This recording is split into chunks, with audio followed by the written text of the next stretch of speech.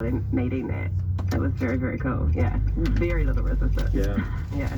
The hardest thing probably was resistance from, or us checking ourselves, going, are we doing a good enough job with this material and with, a topic that is very important and needs to be told in the right way.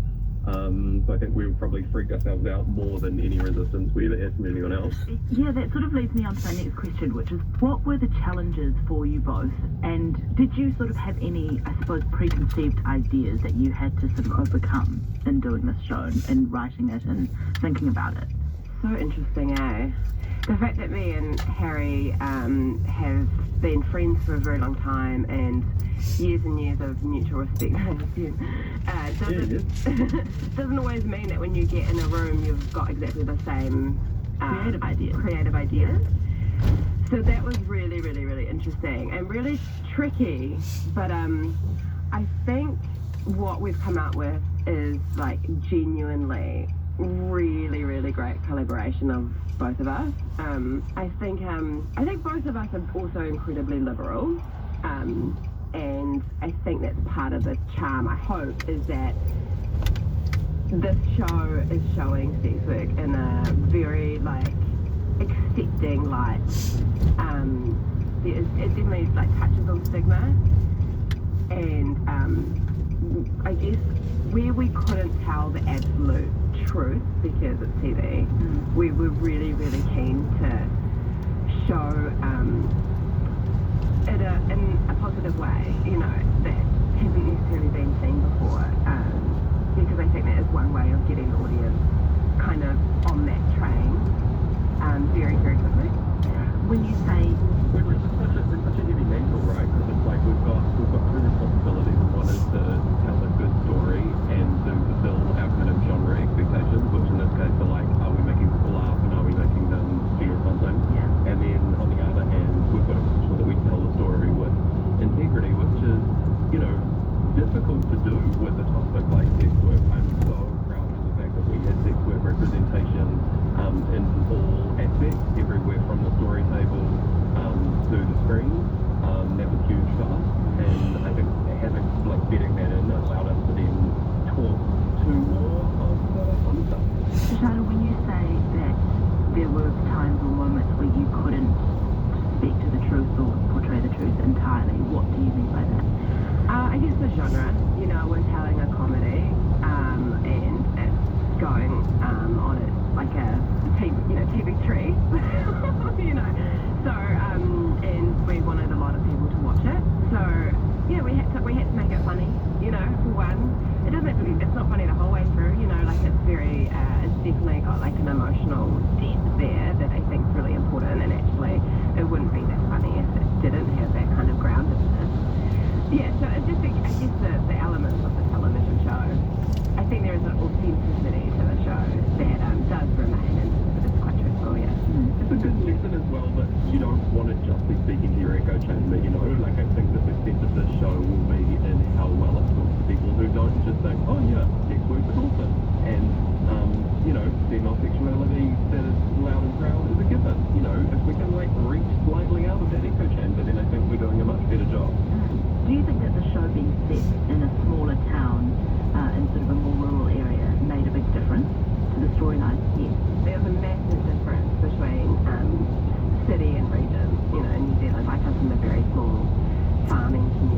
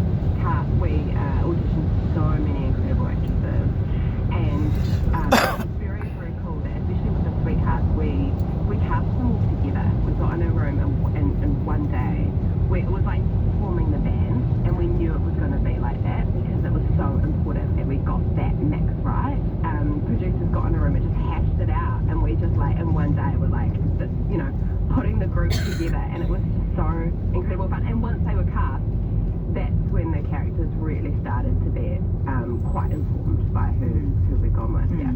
It was such a horrific day, honestly, because we had such good actors in this country, particularly character actors, and there were, I think we got something like 250 auditions for the kind of the general casting that we did for sex workers, and you could have cast half of them, you know, in a heartbeat. And so trying to figure out which energies matched and what we wanted to say in terms of representation, and even things like what their comedy style was like, so that you're not casting 5 women who have the same banter and the same speed and the same pace, you know, but being able to shape that around them. You know, there was the role that I think Josh and I both had different people in mind for, and then we both saw an audition which personally I think is the best audition I've ever seen in my life.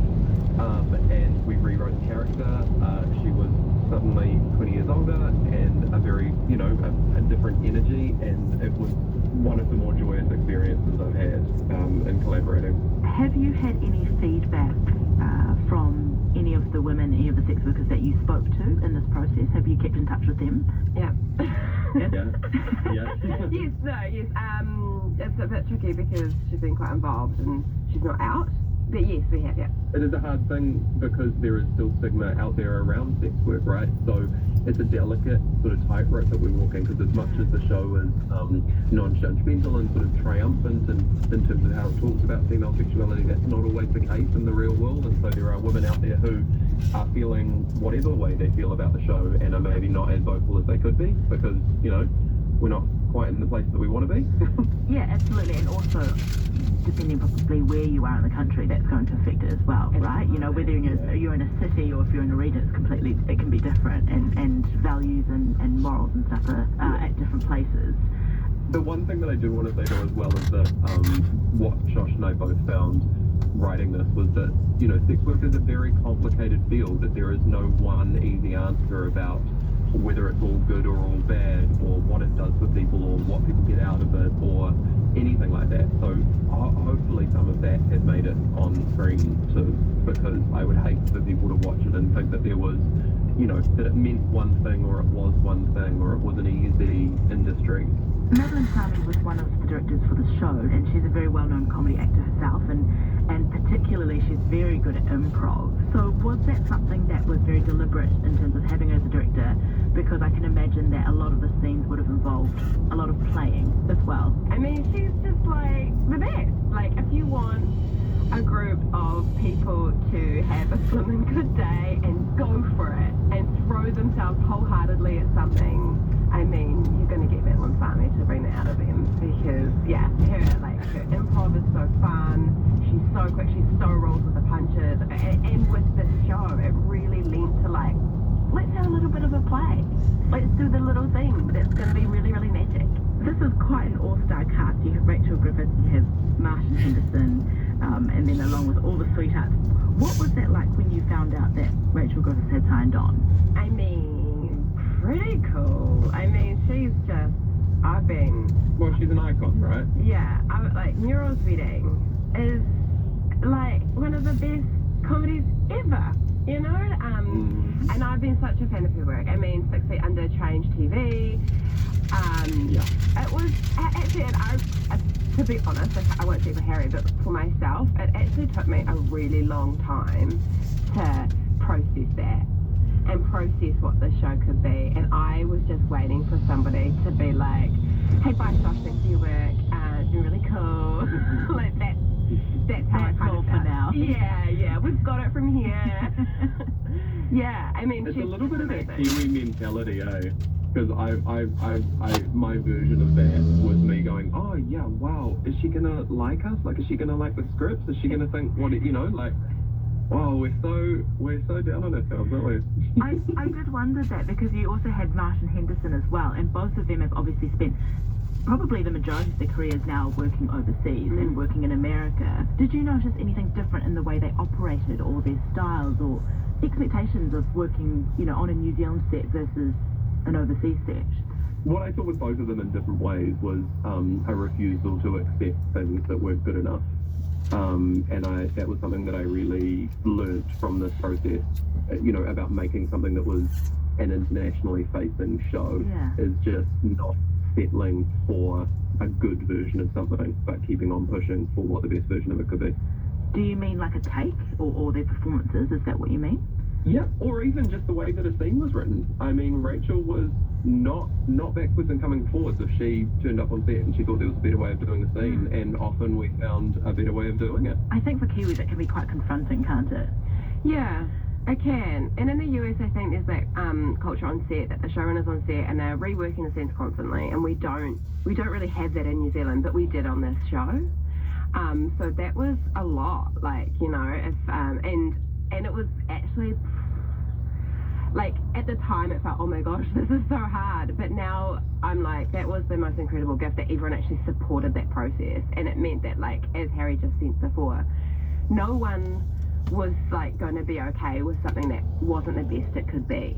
And that comes with, working your ass off and, having a nervous breakdown at the end of the day. But it also comes with a really, really gorgeous show. Yeah. And then Martin, Rachel is so smart. I don't know how she learns lines like she does. You can rewrite a scene and in 30 seconds she'll be like, yeah, and then she has it. It's unbelievable. That's a gift, eh? I reckon you either have it or you don't. Oh my gosh, she's just so smart. It's just so incredible. And then Martin was just the loveliest man you'll ever meet. Unbelievably funny and gets it and just so down to it. Yeah, it was great. They were amazing, yeah. I like his character. His would have been a fun character to play. Oh, so fun, yeah. Just completely lost, but confident. Yeah, confidently lost. Is how to describe it. Yeah. And you shot this last year, so it's out now for audiences to watch on 3. And some time has passed, and you've had probably time to reflect on the experience. Is there anything you change? Do you watch the show now and go, oh, we could have done that differently, or I'm glad we kept that, or I'm glad we did it that way? That is such an interesting question, because it was quite hard. What I've learned from this show is one of the most important things is tone, and it's a thing that we often forget about. And if you're not on exactly the same page with tone, it can be really, really hard. And I think at the time, Harry and I were like, oh, I wish we'd done this, I wish we'd done this, I wish we'd done this. But now watching it on screen, I'm like, the messiness, the fact that we hadn't quite perfectly nailed it or thought we nailed it in the moment is so much part of what makes it what you couldn't design. And I think what we would have changed in the moment and now probably wouldn't change so much. Yeah. I think it's with everything in this business, it's just about time, right? I think one of the gifts that we often don't get in making TV is time, and countries overseas sometimes have longer to develop and maybe more money to develop things, and a kind of a longer process to do that. So it would have been lovely to have that, so that Josh and I weren't quite so close to the edge. Was tone something that you were really trying to focus on early on? Because I feel like sometimes it feels like that is central to the Bible of the show, or if you don't have that locked down, how can you possibly make a show? So was that something that we had lots of chats about that, and we did struggle with that, and I think there's lots of reasons why we struggled with that, and one of them is it's the first season of a new show, and you're working with people you've never worked with before, and a team you've never worked with before, and sometimes you're not speaking the same language. But I think, as I mentioned before, I think that even though me and Harry have a slightly different tone, I think they really complement each other. And I think the cast did a really good job of interpreting those scripts in a great way. They really found that grounded line through that comedy, which is really what we had hoped they would. Yeah. Yeah, exactly. Grounded comedy is where it's at, particularly for this show.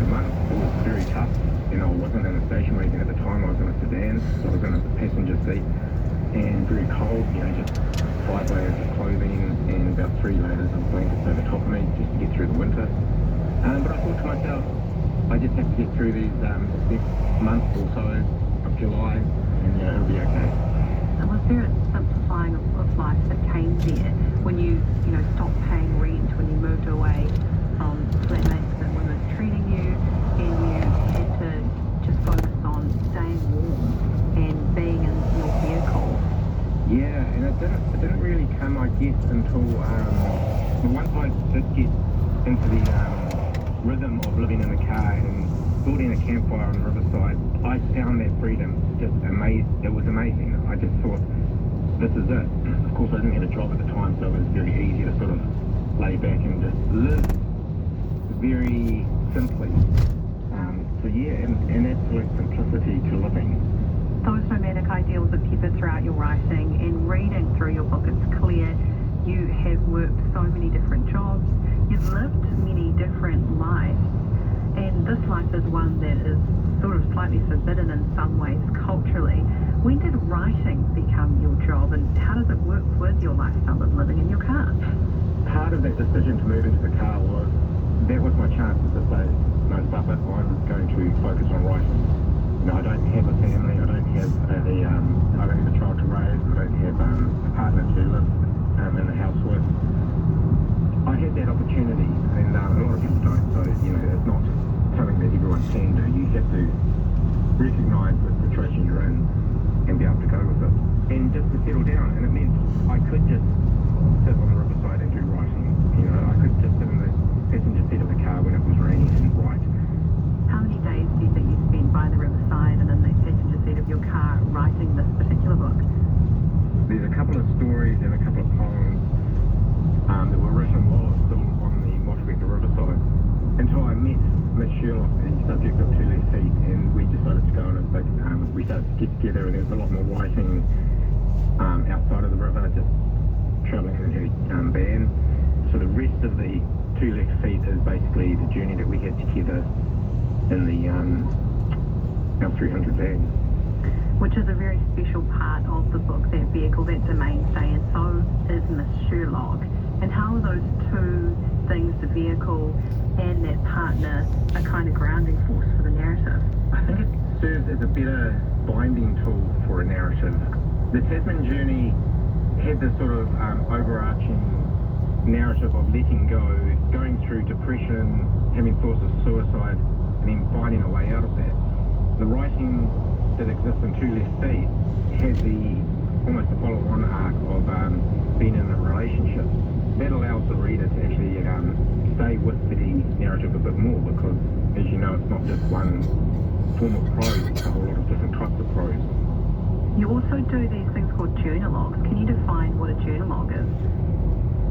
Well, it was more just a title. I just thought, you know, how do I create a title for this section? Mm-hmm. And so the journal log was part of the travelling of journal writing. Just like you have a travel log, but this is more journalistic, you know, my everyday events.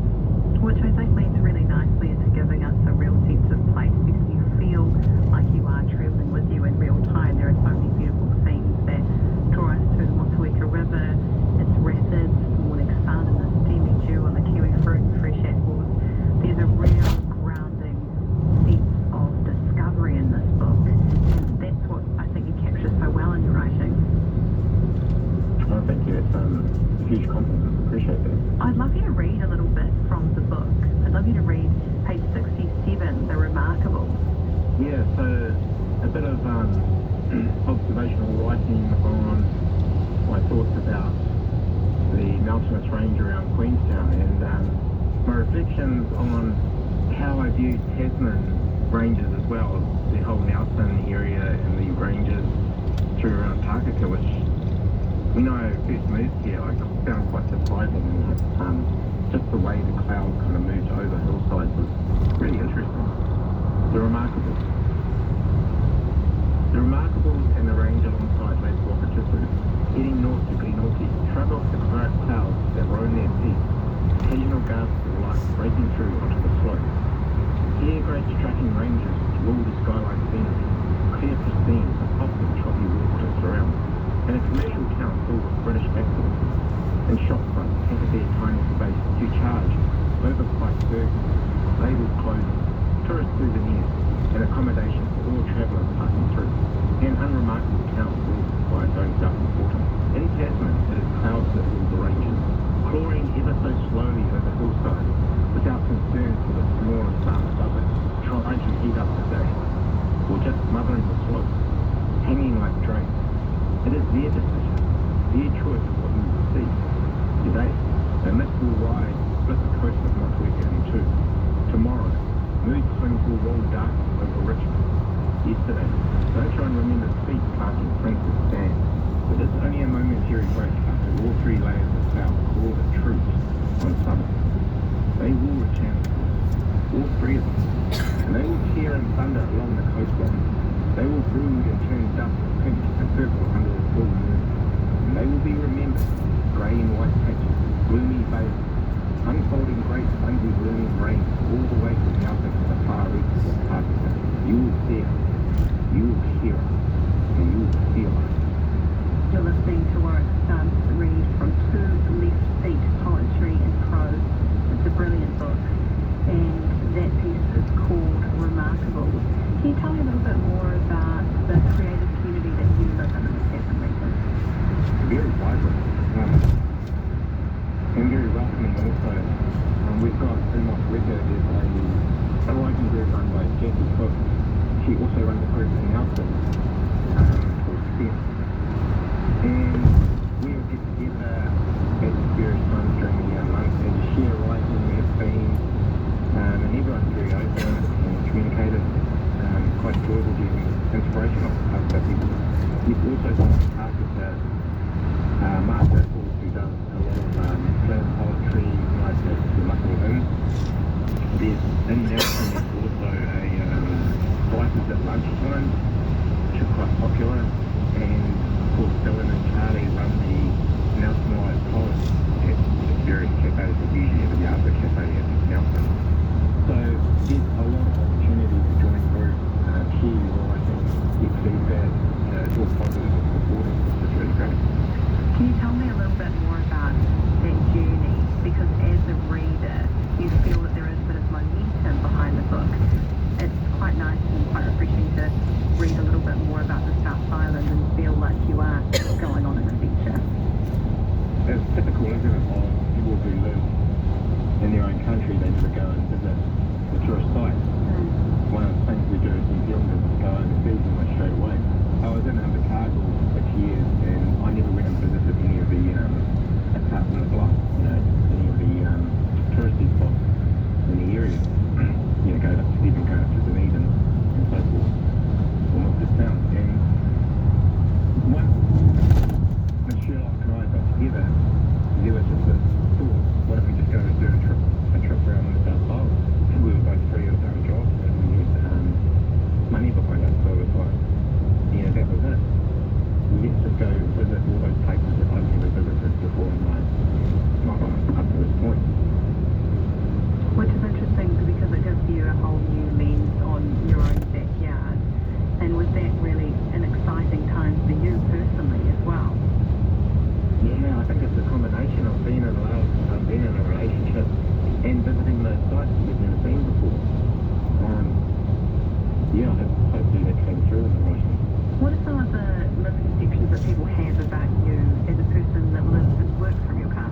Well, the funniest thing I came across recently, towards the start of the year, I was going to see a movie in really bad theatre, and I said to people that they live in here, just casually mentioned, I live in my car, blah, blah, blah, blah. And they looked at me and said, you don't look like somebody who lives in their car. And so immediately I thought, what are all the other travellers that I come across when I'm parked up with like, and I think there's that perception of someone has to be a hippie, they have to have all these second-hand hippie type clothing, long hair, whatnot, and I like to have clean clothes on, so I have bought box shop clothes, but they're really nice clothes, and you pick and choose what you're about to wear out. If you want to look good, you can look good. The other perception is of food and eating. A lot of people just assume that you would eat out all the time because you don't have a fridge or freezer. And even before I built my campfire, I kind of recognised I couldn't keep certain foods in the car, so they'd go off. Things like bread, milk. The milk would go in my coffee. I started drinking black coffee, and I just gradually took out a lot of wheat products and ate a lot simpler, which turned out to be a lot more healthy. And I'm just very straight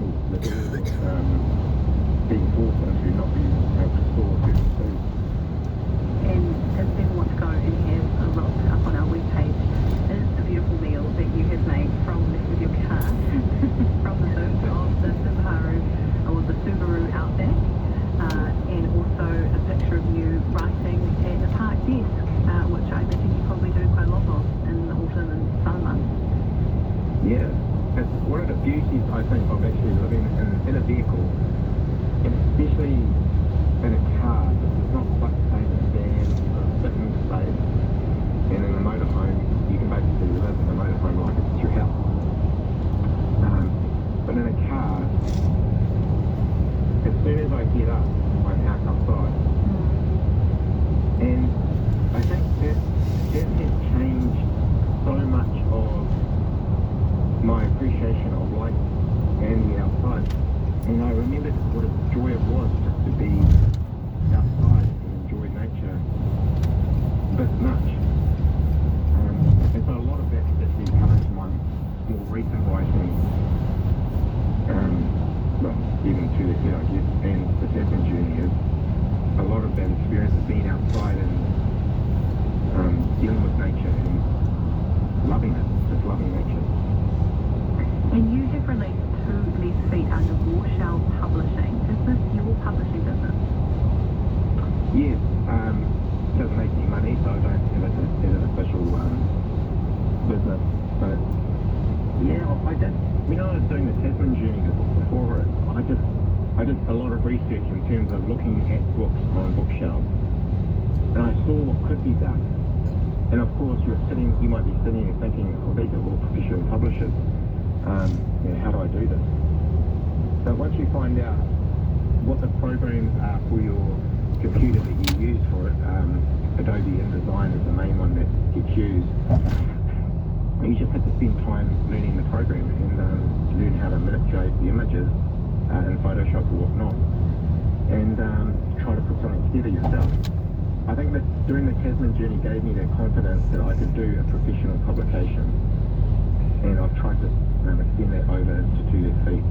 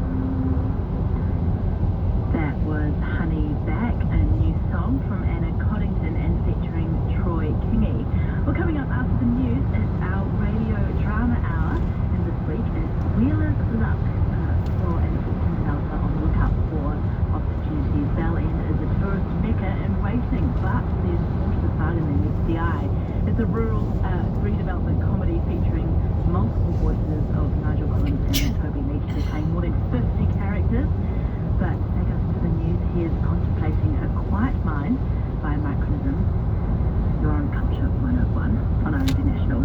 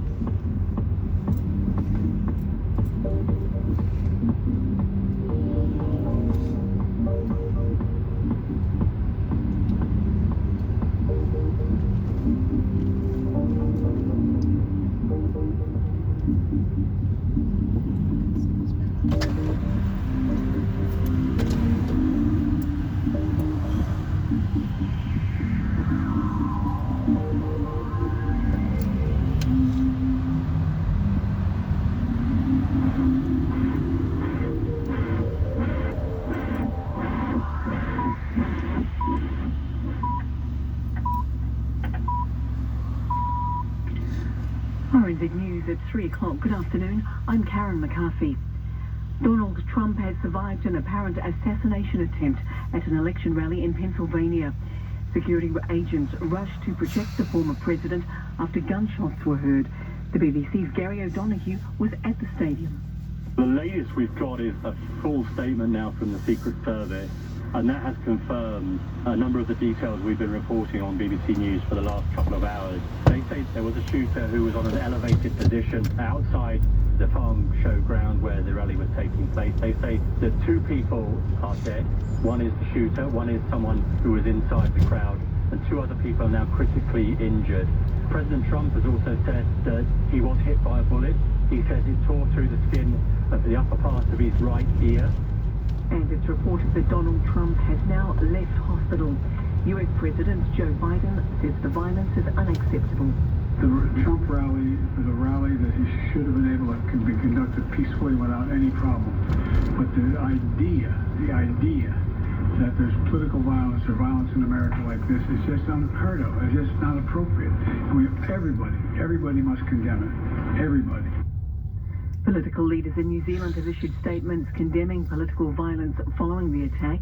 Prime Minister Christopher Luxon says he's shocked by the events. His thoughts are with the former president, his family and the victims. Labour leader Chris Hipkins says regardless of people's political views, violent attacks on any political candidate should be condemned in the strongest possible terms. And ACT Party leader David Seymour says that nobody should ever be intimidated out of participating in any democracy by violence. In other news, an Auckland jewellery store says retailers will take the law into their own hands if they aren't supported when dealing with retail crime. Pooja Jewellers in Papatoetoe has reopened after its owner, Gurdeep Singh, was hospitalised during a robbery last month. During the attack, Mr Singh's son leapt into action, scaring off the offenders with a sword.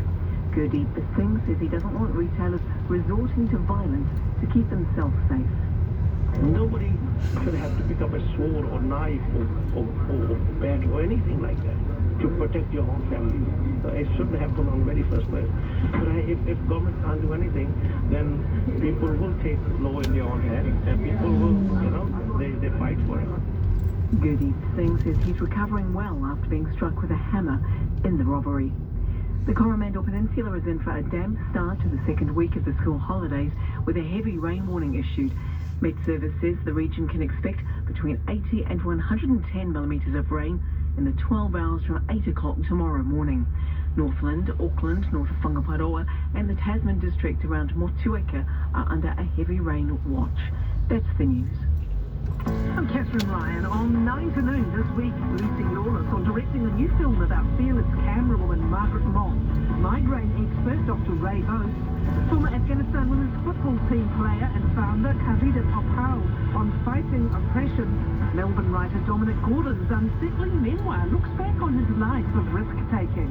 And the geneticist who lost her baby due to extreme morning sickness and set out to find the genes that caused it. With me on 9 to Noon on RNZ National. And there's more news on our website, rnz.co.nz. Back to Culture 101 after the short forecast from Met Service to midnight on Monday. Northland to Waikato, also Coromandel Peninsula and Bay of Plenty. Showers turning to rain tonight or in the morning with heavy falls and thunderstorms possible, easing to isolated showers about Northland and Auckland later tomorrow. Taupo, Tomaranui, Waitomo and Taranaki. Mostly fine today, rain developing tomorrow morning. Whanganui and Taihape to Wellington. Fine today, cloud increasing in the morning and rain developing tomorrow afternoon or evening. Gisborne to Wairarapa, also Marlborough. Mostly cloudy with isolated showers, turning to rain tomorrow afternoon or evening. Canterbury, North Otago and Dunedin, areas of cloud and drizzle, mainly in the east. For the remainder of the South Island, mostly fine areas of low cloud or fog, rain developing north of the glaciers tomorrow afternoon or evening, possibly heavy in Nelson. And the Chatham Islands, mostly cloudy, showers clearing tomorrow. RNZ National, it's 3:04. More news and weather at 4. Welcome back to Culture 101 on RNZ National with Maggie Tweedy and Selena Lau. For an Auckland developer on the lookout for opportunities, Ballend is a tourist mecca in waiting. But there's more to this bargain than meets the eye. Ballend's quirky, feisty inhabitants are determined to protect their own little piece of backwater paradise. History and traditions can't be easily bulldozed. Wheeler's Luck combines a comic duo who create over 50 characters, an entire beach horse race, and is a glorious celebration